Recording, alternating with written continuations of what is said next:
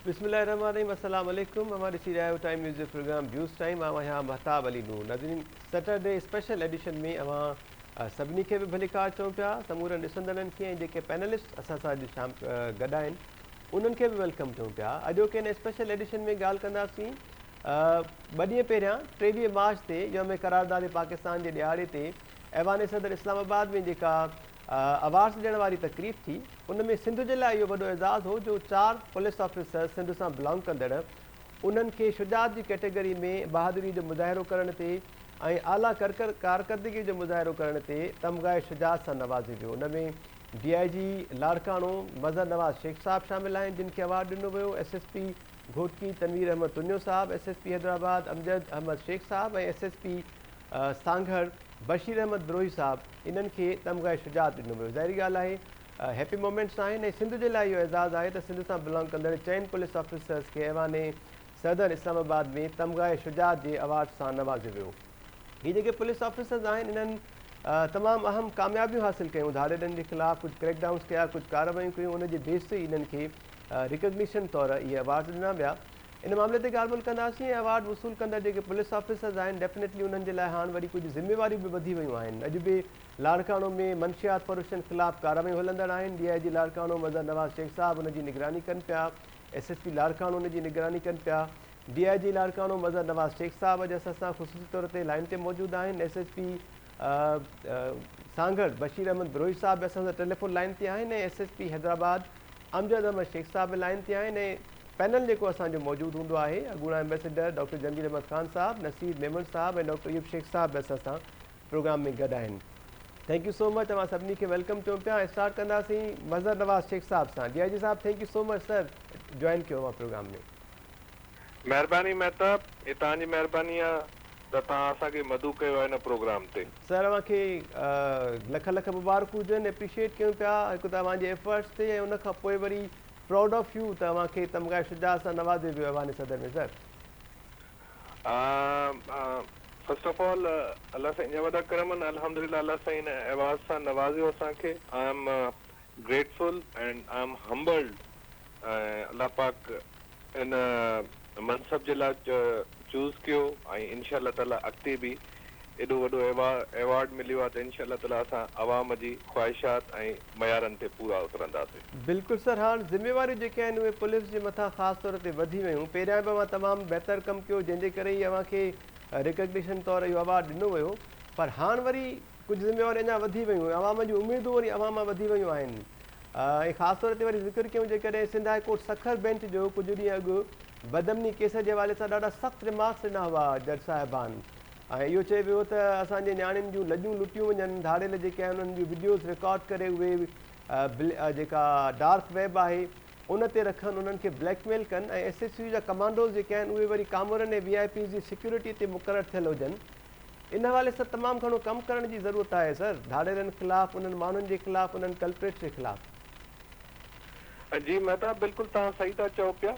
हिन एवार्ड खां पोइ अञा वधीक ज़िम्मेदारी वधी वियूं आहिनि ऐं जेको लाड़काणो रेंज ऐं सखर रेंज आहे इहे ट्रेडिशनली ऐं कल्चरली काफ़ी अरसे खां वठी करे ऑलमोस्ट लाइक 40 इयर्स थी विया त इहो कच्चे जी जेका टेरेन आहे, जोग्राफी आहे, उन में हाइट आउट्स तमामु घणा आहिनि ऐं उते जेके क़ौमूं रहनि थियूं पियूं, अगरि असां मथों खां शुरू कंदासीं गुडू बैराज खां अप नॉर्थ खां towards down south Sukkur barrage जी तरफ़, इहो तक़रीबन कोई 70-75 किलोमीटर जो दरिया जो वक्रो आहे ऐं उनजो पेट जेको आहे तक़रीबन 20 खां 25 किलोमीटर आहे ऐं इन में काफ़ी नंढा नंढा आइलैंड्स ठहियल आहिनि जिते मुख़्तलिफ़ क़ौमूं रहनि थियूं। मथों शुरू कंदो तव्हांखे त तव्हांखे राजनपुर खां ऐं माचको सादकाबाद खां दग मिले थो पियो अची करे घोटकीअ सां बि ऐं कश्मीर ज़िले सां बि।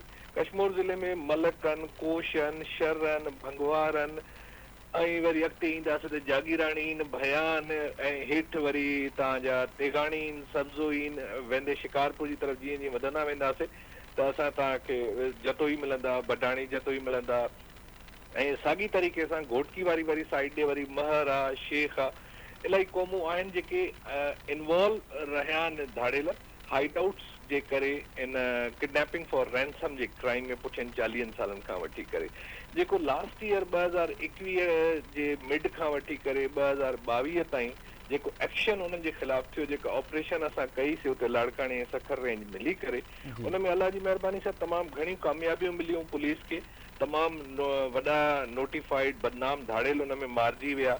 असां हिन वक़्त ताईं अगरि 1.5 साल जो ॾिसूं था पिया त तक़रीबन 100 जे क़रीब असां उन्हनि जा धाड़ेल मारिजी चुका आहिनि ऐं काफ़ी सारा अरेस्ट थिया आहिनि, काफ़ी सारी रिकवरी थी आहे। जेका किडनैपिंग फॉर रैंसम जेको ट्रेडिशनल क्राइम थींदो पर फोर्स, उहो काफ़ी टैम डाउन थी वियो आहे, हाणे घटि थी वियो आहे।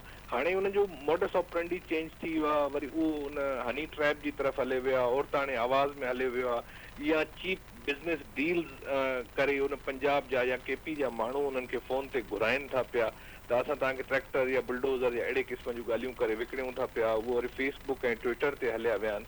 उहे बि ॾाढा सियाणप जो मुज़ाहिरो कनि था पिया धाड़ेल, ऐं हुननि जा हाणे लेयर्स डिफरेंट थी विया आहिनि। पहिरियों उहो पर फोर्स हिकिड़ो गैंग वठी करे रोड ते चढ़ंदा हुया ऐं टारगेटेड किडनैपिंग थींदी हुई। हाणे उहो ट्रेंड चेंज थी वियो आहे। हाणे उन्हनि जो तरीक़े वारदात जेको आहे हुन में ट्रांसपोर्टर आहे, फैसिलिटेटर आहे ऐं फ़ोन कॉलर आहे। हाणे उहो व्हाट्सअप ते ऐं ट्विटर ते ऐं फेसबुक ऐं इंस्टाग्राम ऐं सोशल मीडिया जा अकाउंट्स उन्हनि डेवलप कया आहिनि ऐं उन में ॾाढियूं मुख़्तलिफ़ क़िस्म जो वीज़े जो लालच, उमिरि जी लालच, बुलडोज़र, चीप रेट्स ते अवेलेबिलिटी जे इन जे करे उहो थोरो चेंज थियो आहे। इन में अञा वधीक पुलिस खे महिनत करण जी ज़रूरत आहे। उहो टेक्निकली पुलिस साउंड हुजे, उनजी न सिर्फ़ु क्वांटिटी वधीक हुजे मेन पावर जी, बल्कि उन्हनि जी क्वालिटी ॾाढी बहितर हुजे। चैलेंज जेको आहे हिन वक़्तु पहिरियों जे मुक़ाबले में अञा वधी वियो आहे। तव्हांजी ॻाल्हि सही आहे ऐं अवाम जूं उमीदूं बि घणियूं वाबस्ता थी वियूं आहिनि हिन पुलिस जी टीम सां। बशीर ब्रोई, अमजद शेख या तनवीर, इहे टई ॼणा उते लाड़काणे में मूंसां गॾु हुया, मुंहिंजी टीम जो हिसो हुया। हिकिड़ो शिकारपुर में तनवीर, अमजद कश्मीर में ऐं बशीर कंबर में हुयो। हाणे हे मुख़्तलिफ़ पोज़ीशन्स ते हलिया विया आहिनि सिंध जे इलाइक़नि में। इनशा ताला जेको इहे ऑर्डर्स बि थिया आहिनि हाणे ऑनरेबल कोर्ट्स जी तरफ़ां, इनशा ताला उन्हनि ते बि अमल दरामद थींदो ऐं थी रहियो आहे ऐं ॾाढे सुठे तरीक़े सां कमु थी रहियो आहे ऐं बहितर तरीक़े सां इनशा ताला उन जा रिज़ल्ट ईंदा। बिल्कुलु मदन नवाज़ शेख साहब, इक्विपमेंट्स जी ॻाल्हि कजे त पुलिस वटि हिन वक़्तु हाणे लेटेस्ट जेके हथियार आहिनि उहे बि मौजूदु आहिनि। लेटेस्ट अपग्रेडेड APC चेन जेका आहे उहे बि कुझु रिसीव कयूं SSP हैदराबाद अमजद अहमद शेख साहब, उन्हनि सां बि ॻाल्हि ॿोल कंदासीं। पैनलिस्ट तव्हां सां ॻाल्हि करणु चाहींदा डॉक्टर जमील अहमद ख़ान साहब, ॻाल्हि ॿोल ॿुधी मां DIG साहब जी। जमील अहमद खान माइक खोलींदव तव्हां ताईं। जी, पहिरियां ॻाल्हि त इहा आहे त मुबारकबाद DIG मज़हर खे बि ऐं ॿिया असांजा टे जेके तमामु बहादुर, छो जे आहे इहो अवॉर्ड जेको मिलियो आहे इहो आहे ई गारंटी जे लेवल ते, यानी बहादुरी जे लिहाज़ सां। ऐं उन में ज़ाहिर आहे अॼुकल्ह बहादुरी जेका आहे उहा इंटेलिजेंस बि उन में रिक्वायर हूंदी आहे। ऐं मूंखे I'm sure that these officers must have demonstrated their intelligence and sound planning. In में असल ॻाल्हि इहा आहे त this is the third highest award of the country of the Republic of Pakistan. ऐं उन में आर्टिकल 259 आहे जंहिंजे तहत इहे अवॉर्ड ॾिना वेंदा आहिनि। मां थोरो हिकिड़े मिंट लाइ तव्हांजे नाज़रीन लाइ थोरो सिस्टम बि ॿुधाए छॾियां त केतिरो रोबस्ट सिस्टम आहे, केतिरो इहो फूल प्रूफ सिस्टम आहे, त इन में तरीक़ा कहिड़ा आहिनि। त हीअ त पहिरियां ॻाल्हि त कॉन्स्टिट्यूशन जी खे स्ट्रेंथ आहे। ॿी ॻाल्हि त रिकमेंडेशन फेडरल लेवल ते फेडरल सेक्रेटरी कंदो आहे, उन खां पहिरियां काफ़ी प्रोसेसिंग थींदी आहे, उनजी कमिटियूं हूंदियूं आहिनि जेके with in their own department, ऐं प्रोविंशियल लेवल ते चीफ सेक्रेटरी जी सही हूंदी आहे, पर चीफ मिनिस्टर ताईं जी उनजी अप्रूवल हूंदी आहे। उनखां पहिरियां कमिटी हूंदियूं आहिनि, उनखां पहिरियां सॼो प्रोसेस हूंदो आहे। ऐं इन में रिकमेंडेशन में बेसिकली जेके कमिटीज़ आहिनि उन हर शइ खे मान्यूटली उनखे उनजी जांच कंदा आहिनि। ऐं इन खां जेके मथे आहिनि उहे अवॉर्ड्स, नेशनल अवॉर्ड्स, उन में निशान आहे। निशान खां पोइ लाल आहे, लाल खां बाद पोइ शुजात आहे ऐं सितारा आहे। त उन लिहाज़ सां इन जी हिकिड़ी प्रेस्टीज ते पंहिंजी जाइ ते हिकिड़ी कंट्री लेवल ते जेको रिकग्निशन मिले थी पई ऐं इज़त मिले थी पई, उहा पंहिंजी जाइ ते इन सां एसोसिएटेड ॿिया जेके गवर्नमेंट जा तरीक़ा आहिनि इज़त ॾियण जा।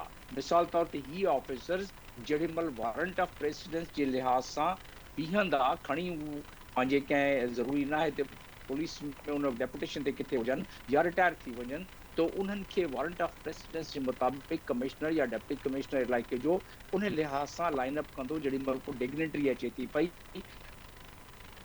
ॿाहिरां अचे थो पियो, उन्हनि खे को लाइसेंस वग़ैरह वठिणो हूंदो प्रोबेटेड बोर्ड जो या ॿियो लाइसेंस, त इन्हनि खे प्रायोरिटी मिलंदी आहे। त स्टेट जेका आहे उहा रिकग्निशन खां पोइ उन सां कंहिं ज़माने में त ज़मीन बि मिलंदी, इन ते अलॉटमेंट थींदी, पर हाणे जेकी इहा रिकग्निशन जेका प्रीस्टेज आहे उन सां ॿियूं शयूं बि काफ़ी अटैच आहिनि। उन लिहाज़ सां बि ॾिठो वञे त हिकिड़ी तमामु सुठी ॻाल्हि आहे, पर पुलिस ते जेके ज़िमेदारियूं उन वक़्तु आहिनि न, चैलेंजिस जेके आहिनि उहे पुलिस ते तमामु वधंदी वियूं आहिनि। 21st सेंचुरी में जीअं DIG साहब ॿुधाए पियो त कीअं टेक्नोलॉजी खे इस्तेमालु था कनि इहे ॾोहारी माण्हू जेके किडनैपर्स आहिनि, जेके धाड़ियल आहिनि, कीअं इन्हनि पंहिंजो टीयर सिस्टम ठाहे वरितो आहे, टेक्नोलॉजी डिपार्टमेंट जुदा ठाहे वरितो आहे ऐं कोऑपरेशन डिपार्टमेंट जुदा ठाहे वरितो आहे। बाक़ी सभु इहे जेके पाण धाड़ियल आहिनि अहिड़ो कमु करे वरितो आहे जेके वॾनि ऑर्गेनाइज़ेशन में थींदियूं आहिनि। त इन करे मां चवंदो आहियां त असांखे पुलिस खे स्ट्रेंथन करणो खपे, पुलिस खे मॉडर्न लाइन ते करणु खपे। We can not meet the challenges of 21st century with the tools of 19th century. तव्हां चओ पिया त APC ठीकु आहे, that is face to face जेॾी महिल अचनि था पिया, पर जीअं DI साहब ॿुधाए पियो त जीअं टेक्नोलॉजी इस्तेमालु कनि था पिया, त इट्स सो इम्पॉर्टेंट त एजेंसीज़ जेके कोऑपरेट कनि थियूं पियूं काफ़ी हद ताईं, पर इन में अञा वधीक इन जी ज़रूरत आहे कोऑपरेशन करण जी। इन में अञा वधीक ज़रूरत आहे त आर्टिफिशियल इंटेलिजेंस खे इनकॉर्पोरेट कयो वञे। इन में इन खां वधीक ज़रूरत आहे, नादरा जी कोऑपरेशन आहे, पर इन खां वधीक कोऑपरेशन करण जी ज़रूरत आहे। सभिनीनि खां वॾी ॻाल्हि इहा आहे त जेके असां भर्तियूं कयूंसीं कुझु अर्सो पहिरियां, कुझु साल पहिरियां, उहे भर्तियूं एतिरी ते नाक़िस भर्तियूं आहिनि जेके रिश्वतनि सां 3-3 लख 5-5 लख वठी सिपाहियुनि खे, कांस्टेबलनि खे जेके भर्ती कयो हुयो, उहो हिकिड़ो नासूर आहे इन्हनि ऑफिसरनि लाइ जेके इहे उन हालतनि में बि रही ऐं गैलेंट्री अवार्ड ताईं पहुचनि था ऐं ऑपरेशन कनि था पिया। ही जेके 60 साल जी उमिरि ताईं हिकिड़ो पैरासाइट पुलिस ते आहे, इन जो को ज़रूरु खपे त हुकूमत इन जो बंदोबस्तु करे, उन्हनि खे ॿियनि खातनि में मोकिले छॾे, पर पुलिस में जेके मेरिट ते उन्हनि खे कढी ॿिया माण्हू मेरिट ते उन्हनि खे रखणु खपे। छो जे ही ऑफिसर जेसीं ताईं इन्हनि खे सॼी force competent, capable, intelligent, selected through the merit न मिलंदी, तेसीं ताईं जेके असांजी एक्सपेक्टेशन्स आहिनि उन्हनि एक्सपेक्टेशन ते पूरो बीहण, उन्हनि खे उहे टूल ई न हूंदा। इन्हनि पंहिंजी हिमत कई आहे त आउट ऑफ द वे एतिरो कमु करे इन्हनि इन स्टेज ते पहुता ऐं एतिरी हिमत ॾेखारी आहे, पर हिमत सां गॾोगॾु इन्हनि खे पुलिस डिपार्टमेंट खे, पुलिस खाते खे पूरी तरीक़े सां फैसिलिटेट बि करणु ज़रूरी आहे। ऐं मां सम्झां थो पियो त पुलिस जी लीडरशिप बि इन लिहाज़ सां क़ाबिल तहसीन आहे त उन्हनि इन खे फॉलो कयो आहे, उन्हनि ऑफिसरनि खे रिकग्नाइज़ करे इन जी साइटेशन लिखी आहे। जे साइटेशन इन्हनि जी सुठी न लिखियल हुजे हा त पोइ ज़ाहिर आहे उसी ताईं ॻाल्हि पहुचंदी न आहे। जी मां तव्हां पोइ पोइ इंशाल्लाह इन ते तबसरो वधीक कबो। नसीर महमूद साहब, अवां कुझु ॻाल्हाइणु चाहींदा? DIG साहब असां सां लाइन ते आहिनि सर। अच्छा, थैंक यू मेहताब। जेकर शेख साहब आहिनि लाइन ते त आई मस्ट कांग्रेचुलेट हिम ऐं ॿिया दोस्त जिन खे रिवार्ड्स मिलिया आहिनि। मां सिर्फ़ु हिकिड़ो सुवालु करणु चाहींदुसि त ॾिसो शेख साहब, ही तव्हां त हिकिड़ो नओं डायमेंशन टेक्नोलॉजी जो एड थियो आहे, हिन मां लॻे थो त हाणे काफ़ी तरक़ी पिया कनि ऐं नई नई टेक्नोलॉजी एडॉप्ट पिया कनि, पर मां इहो सम्झणु चाहींदुसि त जेको असां हिस्ट्री ॾिठी आहे सॼे हिन धाड़ियल फैक्ट्री जे पुठियां, त इहे आइसोलेशन में त ऑपरेट नथा कनि। हिन सां हिकिड़ो वॾो सपोर्टिव नेटवर्क आहे, उन में असांजा ट्राइबल चिफ्टेन्स ऐं ॿिया जेके इम्पॉर्टेंट जेके ट्राइबल पर्सपेक्टिव में तव्हां वधीक बहितर सम्झो था, तव्हां कुझु ट्राइब्स जा नाला बि खयां, मां कंहिं पर्टिकुलर टाइप जी ॻाल्हि नथो कयां, पर ट्राइबल चिफ्टेन्स हिन में इन्वॉल्व रहिया आहिनि।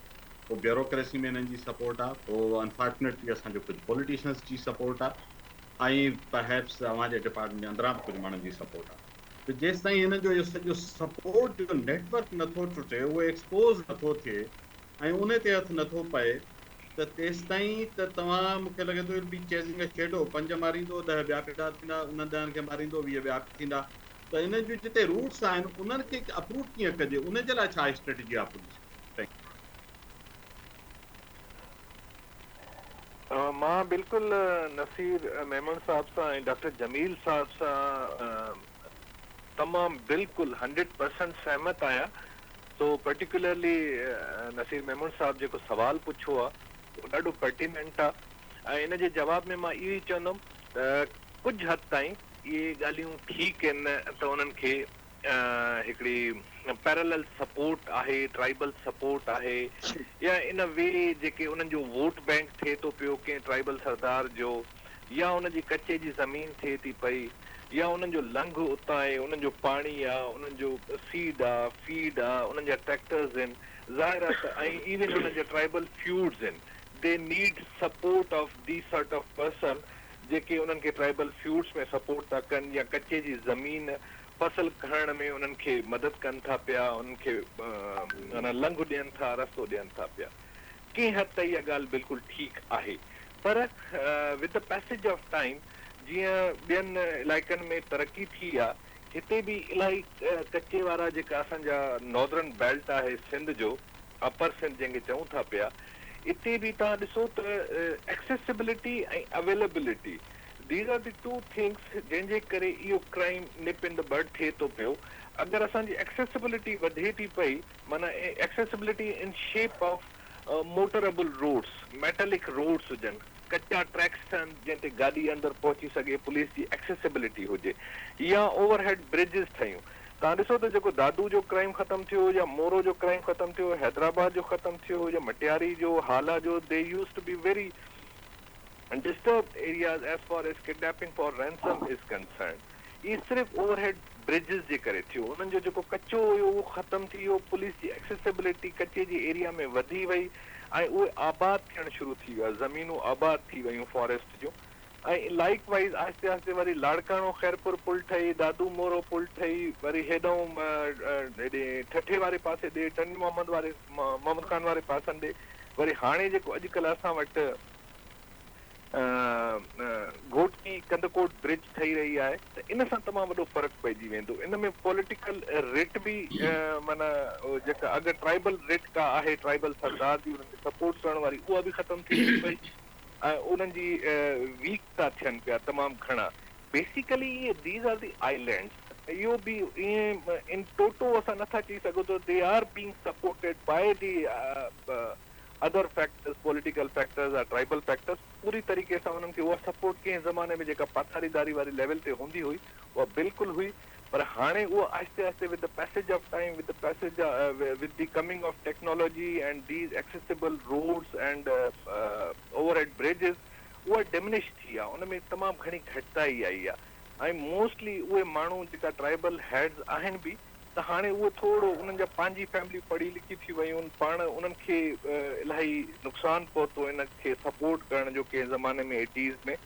त हाणे मुंहिंजे ख़्याल में उन शइ जी तरफ़ न आहे, ऐं मां ॿुधाए बि चुको आहियां त हाणे ट्रेंड काफ़ी चेंज थी वियो आहे। ज़रूरु कल्चरल एस्पेक्ट पंहिंजी जाइ ते आहे, ट्राइबल एस्पेक्ट पंहिंजी जाइ ते आहे, पर हाणे जेको आहे घणो टेक्नोलॉजी ऐं इकोनॉमिक एस्पेक्ट अची वियो आहे। असांखे उन्हनि खे रूट आउट करण जो तरीक़ो इहो ई आहे त असांखे we have to made our self accessible and available to these areas. उन जे लाइ असांखे गवर्नमेंट जी हमेशह सपोर्ट खपंदी आहे, ऐं हाणे ॾाढी सपोर्ट असांखे लास्ट फ्यू इयर्स में तमामु घणो पॉलिटिकल ऐं पुलिस जी लीडरशिप खां लोकल पुलिस खे तमामु घणी सपोर्ट मिली आहे। ऐं होप के इनशाअल्लाह ताला इहो जेको प्रिज़म्पशन आहे, अज़म्पशन आहे रादर, त उन्हनि खे अहिड़े क़िस्म जी सपोर्ट आहे, उहो आहिस्ते आहिस्ते अञा वधीक डिमिनिश थींदी वेंदी, घटि थींदी वेंदी। बिल्कुलु DIG मज़हर नवाज़ शेख साहब, आख़िरी 2 मिंट तव्हां खां वठंदासीं। डॉक्टर अयूब शेख साहब असां कुझु ॻाल्हाईंदा, पर SSP बशीर अहमद बिरोही साहब बि असांखे जॉइन करे चुका आहिनि। लेट्स वेलकम हिम ऐं कॉन्ग्रेचुलेट हिम। बशीर अहमद बिरोही साहब, thank you so much for joining sir. Proud of you, मुबारक हुजनि तव्हांखे अवार्ड माणण ते सर। थैंक यू वेरी मच मसाब साहब, आई एम ग्रेटफुल कि तव्हां पंहिंजे इन प्रोग्राम में मूंखे इनवाइट कयो। Thank you so much sir. अवां सां ॻाल्हि ॿोल जो सिलसिलो जारी रखूं था। अयूब शेख साहब, अवां कुझु चवणु चाहींदा DIG साहब? मज़हर नवाज़, अमजद शेख ऐं बशीर बिरोही समेत जिन बि माण्हुनि खे मेडल मिलिया आहिनि उन्हनि खे मुबारक हुजनि। आउं मज़हर खे थोरो सुञाणा थो, सॉफ्ट स्पोकन, वेल बिहेव आहे घणो सॼी करे सिंध करप्ट सुञाणे थी सर मज़हर नवाज़ शेख साहब खे डॉक्टर साहब, हा सॼी सिंध सुञाणे पई मज़हर नवाज़ शेख साहब खे सर। हाणे मां अमजद शेख साहब सां मिलियो ई न आहियां त छा चवां, मिलियो आहियां ठीकु ठीकु जंहिंसां मिलियो आहियां मां उन ई ॻाल्हि कंदुमि। ॿियो जी मूंखे ख़ुशी थी त मज़हर नवाज़ धाड़ेल ऐं वॾनि माण्हुनि में शेखनि जो नालो बि खयों त शेख बि हुते अपर सिंध में आहे। ऐं सुठो थियो त माण्हू ख़राबियुनि में जिते किथे हुजनि, सभु हुजनि। आओ मज़हर जे अधु ॻाल्हियुनि सां बिल्कुलु मुतफ़िक़ न आहियां। ऐं 40 साल हिननि खे लॻा आहिनि ऐं बदअमनी वधंदी वई आहे। ऐं सिंध जे 40 सालनि में पुलिस जेकॾहिं पुलिस खे जेके बि रुकावटूं उन्हनि जी निशानदेही करे हा, उहे रुकावटूं सिविलियन सेटअप खां आहिनि, उहे रुकावटूं पुलिस सेटअप खां आहिनि, उहे रुकावटूं वॾेरनि खां आहिनि, या उहे रुकावटूं वॾेरनि जे पेट्रोनेज करण वारनि खां आहिनि। उन्हनि सभिनी जी जेसि ताईं तव्हां निशानदेही न कंदव इहा सिंध ईअं ई हलंदी। 40 साल तव्हां सिंध जे डेवलपमेंट खे वॾेरनि, चौधरियुनि, जागीरदारनि, पाथारीदारनि ऐं जेके चङा मुड़ुस आहिनि उन्हनि जे मार्फत रोके रखियो आहे। सिंध ईअं न हुजे हा जी जीअं डॉक्टर अॼु साहब। आहे। रुगो मज़हर नवाज़ जे चङे हुजण सां कोन थी सिंध सुठी थिए।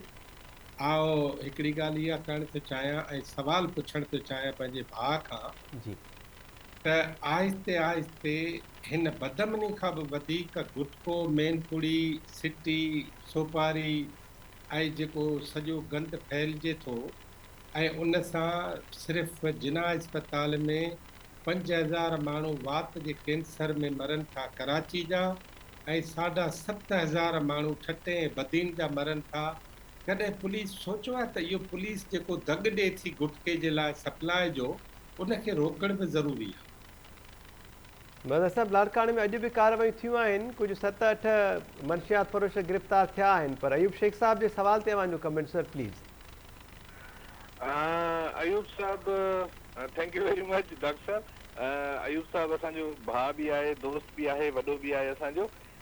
बिल्कुलु उहो सही था चवनि पिया, 100% ॿई ॻाल्हियुनि सां मां उन्हनि जी एग्री कयां थो पियो त इहे 40 साल अगरि उन्हनि खे एतिरी सपोर्ट न हुजे हा, उन्हनि जा हाइड आउट्स वक़्त सां गॾु ख़तमु थींदा वञनि हा, उन्हनि जी सपोर्ट सिस्टम ख़तमु थिए हा, त शायदि अञा बहितर पुलिस पोज़ीशन में हुजे हा, अञा लॉ एंड ऑर्डर जी सिचुएशन बहितर हुजे हा। ऐं सेकेंडली जेका डॉक्टर साहब ॻाल्हि कई इन मनशियात जी, नार्कोटिक्स जे हवाले सां, जेको असांजे अनफॉर्चुनेटली लोअर सिंध वारे पासे ॾे ठठे जो ज़िक्र कई, हैदराबाद जो ज़िक्र कई, कराची जो उन पासे ॾे तमामु घणी रही आहे। डॉक्टर साहब खे यकीन थो ॾियारियां पियो त हाणे ही बशीर बि आयो आहे लाइन ते, ऐं अमजद शेख साहब बि आहे लाइन ते, ॿई हिकिड़ो हैदराबाद ऐं हिकिड़ो SSP सां गॾु आहिनि। ऐं ख़ासि तौर ते असांजा जेका जस्टिस सलाउद्दीन पंवर साहब हिकिड़ो डिसीशन ॾिनो हुयो अॼु खां 3 साल अॻु में इन गुटके मेन पुड़ी ते, त पुलिस उन सिलसिले में इंतिहाई घणो कमु कयो आहे। ज़ाहिर आहे त इन जो कैनवस एॾो वॾो आहे जो शायदि उहो एतिरो जेको डिज़ायर्ड रिज़ल्ट्स आहिनि उहे शायदि न ॾेई सघिया आहिनि उन्हनि इलाइक़नि में, पर आई अश्योर यू त पुलिस तमामु घणो कमु कयो आहे। लास्ट टेन्यूअर में मुश्ताक महर साहब जे टाइम में ऐं हाणे ग़ुलाम नबी मेमन साहब जे टाइम में ॾाढो फोकस्ड इन मामले ते असांजी ख़ासि तौर ते लोअर सिंध जी पुलिस बि कमु करे रही आहे, पर असां अपर सिंध में बि अॼु जीअं तव्हां पाण ज़िक्र कयो महताब, त इन पासे ॾे बि कार्रवायूं थियनि थियूं पियूं, त ओवरऑल सिंध में असां कार्रवायूं कयूं था पिया त इन जी सप्लाई लाइन हेॾां कम अज़ कम असांजे न हुजे लाड़काणे या सक्कर वारी साइड खां, ऐं असां इन में इनशा अल्लाह ताला भरपूर मदद कंदासीं हेल्थ डिपार्टमेंट जी बि ऐं असांजे लोअर सिंध जे पुलिस जे ऑफिसरनि जी बि, त इनशा अल्लाह ताला उहो जेका बि रिक्वायर्ड रिज़ल्ट्स आहिनि इनशा अल्लाह ताला प्रोड्यूस कनि। ठीकु आहे सर, होप्स आहे। Thank you so much sir, DIG Larkana Mazhar Nawaz Shaikh साहब, all the best for you sir and your team. Thank you so much. Bashir Ahmed Biroi साहब, अवां ॿुधो पिया सर? जी अदा, जी जी बिल्कुलु। बशीर अहमद बिरोई साहब, अवांखे जेका अचीवमेंट मिली आहे, कहिड़ी उहा कार्रवाई हुई जंहिं ते अवांखे रिकॉग्नाइज़ कयो वियो ऐं तमग़ा शुजात ॾिनो वियो? कुझु शेयर कंदा व्यूज़ टाइम जे व्यूअर्स सां, असांजे पैनलिस्ट सां सर? जी अदा बिल्कुलु, thank you very much for inviting me. अदा मुंहिंजूं 2 रिकमेंडेशन्स वयल हुयूं, हिकु PPM जे लाइ ऐं हिकु तमग़ा शुजात जे लाइ, जंहिंमें मल्टीपल इंसिडेंट्स हुया जिन में मां कुझु कार्रवाइयूं कयूं। उन में तव्हांखे यादि हूंदो त 2017 में हिकिड़ो बैंड ऑर्गेनाइज़ेशन अपीयर थियो कराची जे अंदरि, जिन पुलिस वारनि खे आर्मी वारनि खे शहीद करणु शुरू कयो। उन में रेंजर्स जा बि जवान उन शहीद थिया। हिकिड़ो DSP मुका चौक ते शहीद थी वियो। It was an offshoot of banned international terrorist organisation. उन जी ख़बर न पई पए, काफ़ी उन ते एजेंसीज़ बि कमु पियूं कनि, ऐं अल्हम्दुलिल्लाह that time I was SP Gulberg, ऐं उन में जेको मेन उन्हनि जो हेड हुयो, V killed him in an encounter. उन खां पोइ उन मां जेके रिकवरीज़ थियूं उन मां असांखे हिंट्स मिलिया। उन खां बाद में उहो सॼो ऑर्गेनाइज़ेशन ख़तमु थी वियो, बिकॉज इंटेलिजेंस एजेंसीज़ वटि उहे शयूं शेयर थी वियूं। उन खां बाद में हिकिड़ो ॿियो इंसिडेंट थियो, तव्हांखे ख़बर हूंदो, रिनोन्ड प्रोड्यूसर हुयो, सीनियर प्रोड्यूसर अतर मतीन साहब, समाज TV सां हुननि जो तालुक़ु हुयो। बिल्कुलु। ही वॉज किल्ड इन नात नाज़िमाबाद। हिकिड़ी रॉबरी थिए पई जंहिंमें अतर मतीन साहब ॾाढी हिमत कई उन्हनि खे पकड़ण जी, but he lost his life. That time I was posted as SSP Kambar Shahdad कोट। उहो मुंहिंजो ज्यूरिडिक्शन न हुयो। जी। ऐं जेके मारण वारा हुया उन्हनि जो तालुक़ु खुज़दार साइड हुयो, बलोचिस्तान में उहे हुया। ऐं कार्रवाई जेका उन्हनि कई, अतर मतीन साहब खे उन्हनि कराची में मारियो। But I was specially tasked by IG साहब के तव्हां इन ते कमु कयो, बिकॉज प्रीवियसली बि मूंखे कुझु अहिड़ा टास्क मिलिया जंहिं ते मां कामयाबी मूंखे थी हुई। पोइ I started working on it ऐं उन माण्हू ते कमु कयो। फॉर्चुनेटली उहो जॾहिं खुज़दार में कुझु रेड्स थिया त he shifted from there and he shifted to Kambar Shahdad Kot, जिते we tried to arrest him, but in an encounter exchange of fire he got killed. इन खां अलावा हिकिड़ो, इफ यू रिमेंबर, 2021 में हिकिड़ो नओं गैंग अपीयर थियो, जेके पुलिस जूं यूनिफॉर्म पाए डबल डोर वीगो ते हाईवेज़ ते अची निकिरंदा हुया। पुलिस जी बत्ती लॻल हूंदी ऐं उन्हनि नौशरो फिरोज़ में हिकिड़ी कार्रवाई कई। ट्रालर जे ड्राइवर खे उन्हनि किडनैप कयो ऐं ट्रालर खे साइड कराए उन मां गाॾियूं 28 गाॾियूं लाहे विया। 4 ॾींहंनि खां पोइ हिकिड़ी ॿी मटियारी जे एरिया में उन्हनि अहिड़ी वारदात कई, उन मां रिवोज़ लाहे विया। उन्हनि में टर्किश एम्बेसी जी बि गाॾी हुई, टर्किश एम्बेसी इस्लामाबाद जी गाॾी हुई, जिते हुननि ॾाढो एजिटेट बि कयो, गवर्नमेंट जे मथां प्रेशर बि आयो, इंटरनेशनली पाकिस्तान मलाइन बि थियो। उन वक़्तु मां SSP AVLC कराची हुयुसि। अगेन मुंहिंजो एरिया न हुयो नौशरो फिरोज़ ऐं Matiari, but I was task के इन्हनि ते मां कमु कयां। I worked on it. असां उहो गैंग आइडेंटिफाई बि कयो, उन्हनि मां 5 मां 4 गाॾियूं मां फौरन रिकवर बि करायूं and we kept tracking them. हू ॿी कार्रवाई जे लाइ जॾहिं कराची पहुता त we were after them. नादन bypass ते असांजो इनकाउंटर थियो, जंहिंमें उन गैंग जो सरगना साथी समेत हलाक थी वियो। ही कुझु इंसिडेंट्स आहिनि भाउ जंहिंजे करे मूंखे तमग़े शुजात सां नवाज़ियो वियो। जी बशीर साहब। SSP हैदराबाद अमजद अहमद शेख साहब असांखे जॉइन कयो आहे। अवां सां गॾु हुआ लाड़काणो में जेको ऑपरेशन थियो हुयो कश्मोर कंदकोट जे हवाले सां DIG मज़हर नवाज़ शेख साहब जेको ब्रीफ कयो। अमजद अहमद शेख साहब वेलकम चऊं पिया सर अव्हांखे। तमामु घणी मुबारकूं, many congratulation sir, proud of you, so proud of you sir.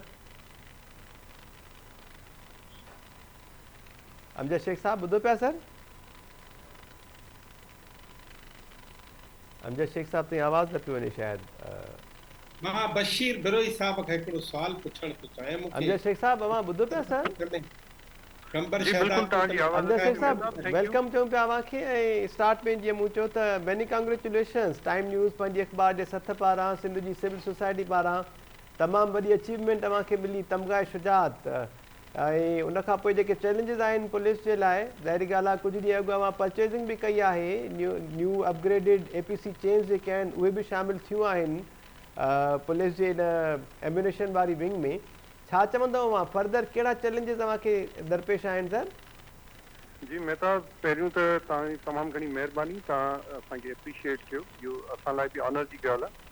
तव्हां बिल्कुलु पर्टिनेंटली इनखे पॉइंट आउट कयो न, नई APCs जेके आहिनि असांजे हाणे फ्लीट में शामिलु थियूं ऐं इंशाअल्लाह ताला उहे इफेक्टिवली उन कचे में धाड़ेलनि सां बहितर तरीक़े सां काउंटर करे सघंदा। पहिरियों जेके ऑलरेडी APCs हुयूं उहे सिर्फ़ु असां वटि कैरियर जे तौर ते यूज़ थींदियूं, जेके कचे में वञण सां शूटिंग डक जे तौर ते माना उन्हनि ते फायरिंग शुरू थी वेंदी, उहे फाइटिंग या बाउंस बैक करण जे उन क़ाबिल न हुयूं। हाणे जेके अपग्रेडेड एपीसीज़ आहिनि उहे अलहमदुल्ला उन्हनि सां असांजा 5 जेके जवान वधीक वेठल एपीसीज़ में उहे विड़ी सघंदा ऐं बहितर तरीक़े सां उन्हनि खे असांखे काउंटर करे सघंदा। चैलेंजिस पुलिस लाइ स्टिल मौजूदु आहिनि, जीअं DIG साहब तव्हां ब्रीफ कयो त उन में टेरेन आहे, एक्सेसिबिलिटी जा इशूज़ आहिनि, कुझु उन्हनि जी लोकल जेका पेट्रोनाइज़िंग थिए थी लोकल माण्हुनि जे तरफ़ां जेके क्राइम आहे उन्हनि सां गॾु आहिनि, उन्हनि में बि आहिनि इशूज़ पंहिंजी जॻह ते आहिनि, पर अलहमदुल्ला जीअं पहिरियों बि असां चैलेंजिस खे मुंहुं ॾिनोसीं सुठे तरीक़े सां, उमेदु आहे अॻिते बि इन में सुरखरू थींदासीं। ऐं हाणे नेक्स्ट जेका स्ट्रेटेजी आहे उहा छा आहे सर ऑपरेशन जे हवाले सां? Sindh high court Sukkur bench जा हुकुम बि वाज़े आहिनि त धाड़ेलनि ख़िलाफ़ कल्प्रिट्स ख़िलाफ़ हिकु कार्रवाई कई वञे, क्रैकडाउन कयो वञे, ज़ालिमाने क़िस्म जी कार्रवाई सर। मां तव्हांखे हिन में ब्रीफ कयां त असां वटि तमामु बहितरीनु कमांडर मज़र नवाज़ शेख साहब DIG लाड़काना मौजूदु आहिनि जी, ऐं असां बि उन्हनि जी टीम जा पार्ट हुयासीं। मां ऐं तनवीर शिकारपुर में, तनवीर हुयो, मां कंदकोट में, हुननि जी गाइडलाइन ते थी करे तमामु बहितर तरीक़े सां हिकिड़ो असां चैलेंजिस खे मुंहुं ॾिनोसीं। हिन वक़्तु बि इंशाअल्लाह ताला जेका स्ट्रेटेजी हुननि रखी आहे जे हिकमत अमली सां आहे, टाइम थोरो ज़रूरु लॻंदो पर अल्हम्दुलिल्लाह इंशाअल्लाह पुलिस प्रिवेल कंदी, इन्हनि एरियाज़ खे न्यूट्रलाइज़ थींदी ऐं इहो जेको डकैत कल्चर आहे इहो इंशाअल्लाह ताला हमेशह लाइ ख़तमु थींदो। ठीकु आहे अमजद शेख साहब, डॉक्टर अयूब शेख साहब असां सां गॾु आहिनि, उहे कुझु ॻाल्हाइणु चाहिनि पिया असां, 2 मिंट ॾिजो प्लीज़ सर। जी अमजद शेख साहब अस्सलाम वालेकुम, तव्हांखे मुबारक हुजनि। मुंहिंजो हिकिड़ो सुवाल हीअ आहे त 40 साल थिया आहिनि पाकिस्तान पुलिस जी धाड़ेलनि जे ख़िलाफ़ ट्रेनिंग अपडेट थी आहे या साॻी रिवायती ऐं रवाजी? मां हिकिड़ी गुज़ारिश कयां त ट्रेनिंग जेका असांखे हिकिड़ो ट्रेनिंग इंस्टीट्यूट्स में मिले थी या जंहिं तरीक़े सां, उहा शायदि इफेक्टिवली उते कचे में ट्रांसलेट नथी थिए। कचे जी पुलिसिंग इज़ इंटायरली डिफरेंट। उते जेका जंहिं इन्वायरमेंट में असां विड़ी रहिया आहियूं, जंहिं टेक्टिक्स या यूज़ थींदा आहिनि या जीवन जेके वेपनरी उते यूज़ थी थिए, उहा ट्रेनिंग स्कूल्स में न उनजी नो आहे या न उनजी ख़बर आहे। RPG 12.7 जेके एंटी एयरक्राफ्ट या जेके एंटी टैक्स उन सां कीअं बचिजे, APCs में कीअं फाइटिंग कजे, उहे ट्रेनिंग स्कूल्स में न हूंदियूं आहिनि। ट्रेनिंग इवन APCs जंहिंमें वेही करे उन्हनि ट्रेन कयो वञे या ॿुधायो वञे तव्हां कीअं काउंटर कंदव, कीअं पाण खे सेफ कंदव ऐं कीअं तव्हां उन्हनि खे डैमेज कंदव। त शायदि उन सिलसिले में बि IG साहब उन्हनि शयुनि खे ॾिठो आहे। ट्रेनिंग तव्हांजी ॻाल्हि बिल्कुलु सही आहे, उहा उनखे अपग्रेड न कयो वेंदो, उन्हनि खे उन माहौल लाइ तयारु न कयो वेंदो, तेसि ताईं असां इफेक्टिवली कचे में उन काउंटर न करे सघंदासीं। ठीकु आहे sir, thank you so much SSP Hyderabad Amjad Ahmed Shaikh साहब, वॾी महिरबानी अव्हांजी, अव्हां व्यूज़ टाइम सां में ॻाल्हि ॿोल कई आहे। नाज़रीन, सिंध पुलिस जा 4 ऑफिसर्स आहिनि। SSP अमजद अहमद शेख साहब हैदराबाद सां हुननि जो तालुक़ु आहे। SSP बशीर अहमद बरोई साहब सांगड़ सां हिन वक़्तु सांगड़ में पोस्टेड आहिनि।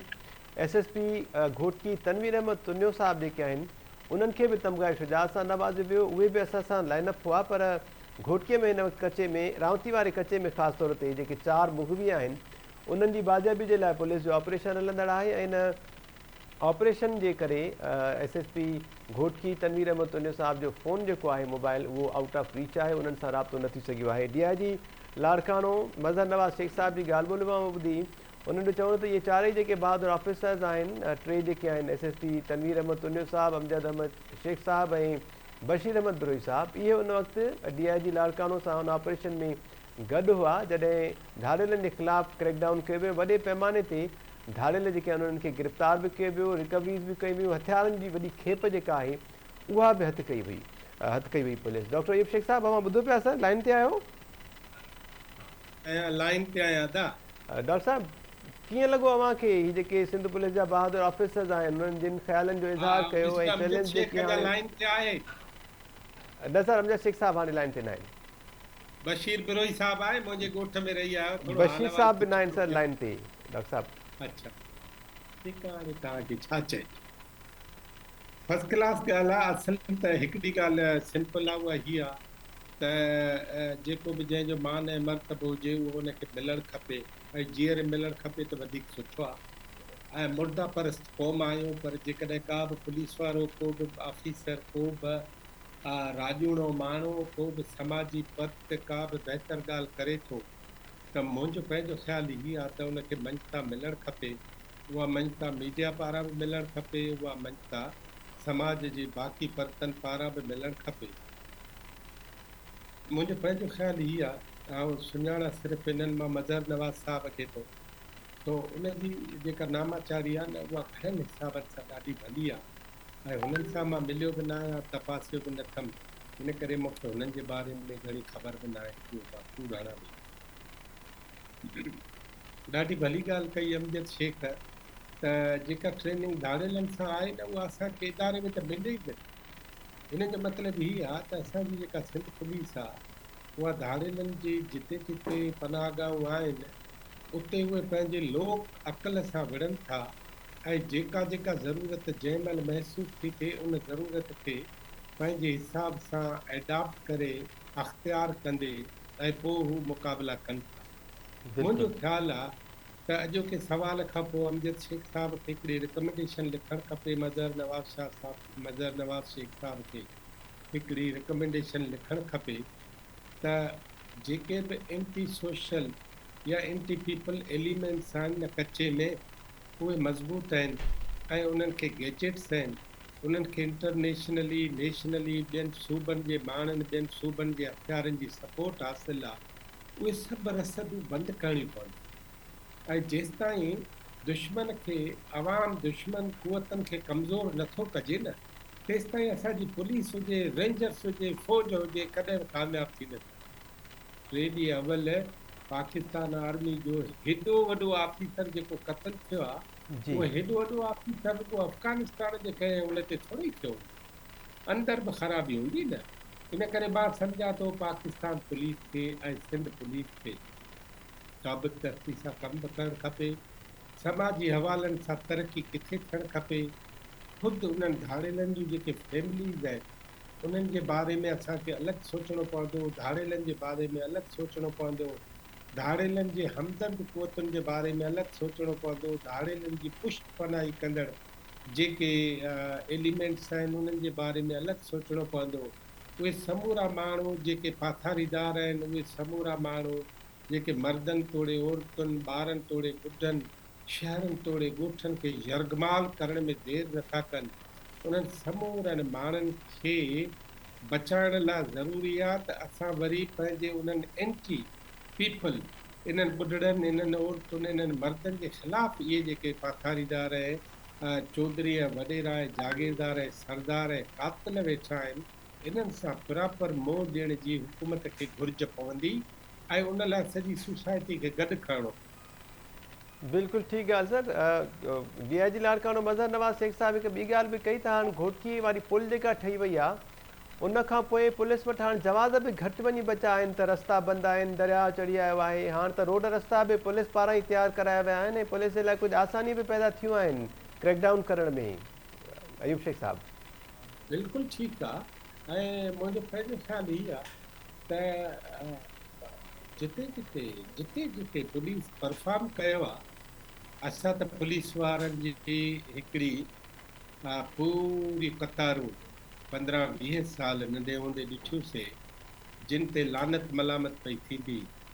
उन खां पोइ पुलिस जो हिकिड़ो दौरु अहिड़ो आयो जंहिंमें उन्हनि खे मीडिया जॾहिं उन्हनि जे हाकारी अमलनि खे मथे खयो त पोइ असां ॾिठो त उन्हनि जी बदिली ते सॼो शहर जेको आहे ॾुख में, तो हिकिड़ी पुलिस अहिड़ी पैदा थी आहे, हिकिड़ी पुलिस ज़ालिम पुलिस हुई, हिकिड़ी पुलिस अवामी पुलिस आहे। अवामी पुलिस जी असांखे इज़त करणु खपे, उनखे वसीला ॾियणु खपनि, उनजी मदद करणु खपे ऐं उन जे लाइ शील्ड थियणु खपे। पुलिस जे लाइ शील्ड थियणु उहो ख़ुदि असांजो ई फोर्स आहे न।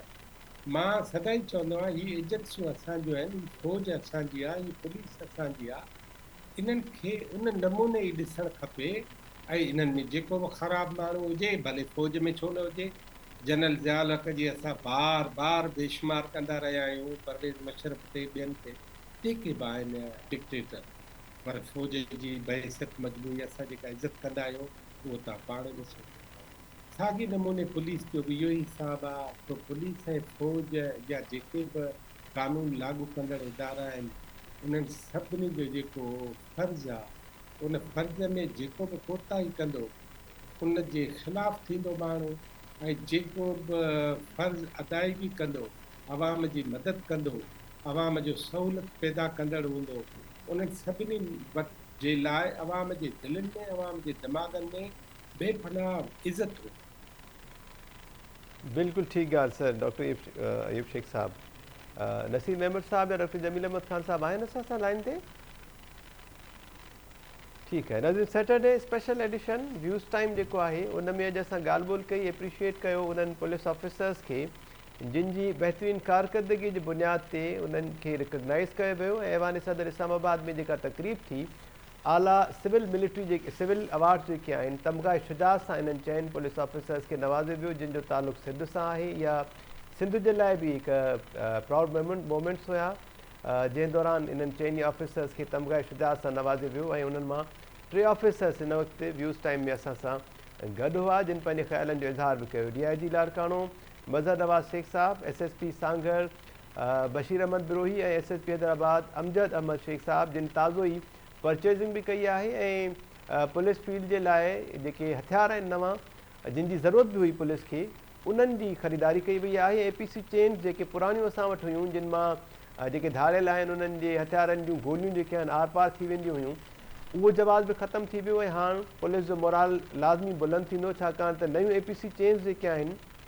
जिन में कुझु वधीक हुड्स बि आहिनि ऐं उन्हनि में अंदरि जेके आहिनि उहे टावर्स जेके आहिनि उहे ठहियल आहिनि, उहे पुलिस जे बेड़े में शामिलु थिया आहिनि। उन्हनि जो चवणो त हाणे धाड़ेलनि जे ख़िलाफ़ु ऑपरेशन खे वधीक सख़्तु कयो वेंदो। Sindh high court Sukkur bench पारां जेके सख़्तु रिमार्क्स ॾिना विया हुआ त धाड़ेल असांजे नियाणियुनि जूं लॼूं था लुटनि, उन्हनि जूं वीडियोज़ रिकॉर्ड करे डार्क वेब ते रखनि था ऐं उन्हनि खां पोइ उन्हनि खे ब्लैकमेल कनि था। ऐं SSU जा कमांडोज़ ऐं पुलिस जा जेके एहलकार आहिनि उहे वरी VIPs ऐं कामोरनि जी सिक्योरिटी ते मामूर आहिनि। उनखां पोइ सिंध हाई कोर्ट पंहिंजे तारीख़ी फ़ैसिले में SSU जी जेका सिक्योरिटी आहे कामोरनि खे ॾिनल, उहा वापसि वठण जा हुकुम जारी कया ऐं पुलिस खे कोऑर्डिनेशन वधाइण ऐं ऑपरेशन तेज़ करण जो हुकुम ॾिनो, जंहिंखां पोइ पुलिस जेका आहे उहा कार्रवाइयूं करे बि रही आहे। SSP तनवीर अहमद तुनियो साहब, उन्हनि खे बि तमग़ा शुजात ॾिनो वियो, उहे बि असां सां राब्ते में हुआ, पर अॼु छाकाणि त घोटकीअ जे कचे में रावती जे कचे वारे इलाइक़े में ऑपरेशन शुरू कयो वियो आहे त तनवीर तुनियो साहब कचे में बिज़ी आहिनि, जंहिंजे करे उन्हनि जो फ़ोन न लॻी सघियो, आउट ऑफ रीच आहे। उहे असां सां लाइन ते न हुआ। घोटकीअ में ऑपरेशन हले पियो। लाड़काणो में जीअं असांजी ॻाल्हि बि थी DIG लाड़काणो सां, मंशियात फ़रोशनि जे ख़िलाफ़ु ख़ासि तौर ते क्रैकडाउन पुलिस खे शुरू कयो आहे। 7 खां वधीक जवाबदारनि खे ॾुआरनि खे गिरफ़्तार बि कयो वियो आहे। ईअं ई सिंध जे मुख़्तलिफ़ इलाइक़नि में सांघड़ में हैदराबाद में बि कार्रवायूं जेके आहिनि उहे हलंदड़ आहिनि। प्रोग्राम जो वक़्तु पुॼाणी ते पहुतो आहे। इन प्रोग्राम में कुझु वधीक मामलनि ते ॻाल्हि ॿोल कंदासीं। अलाह निगहबान।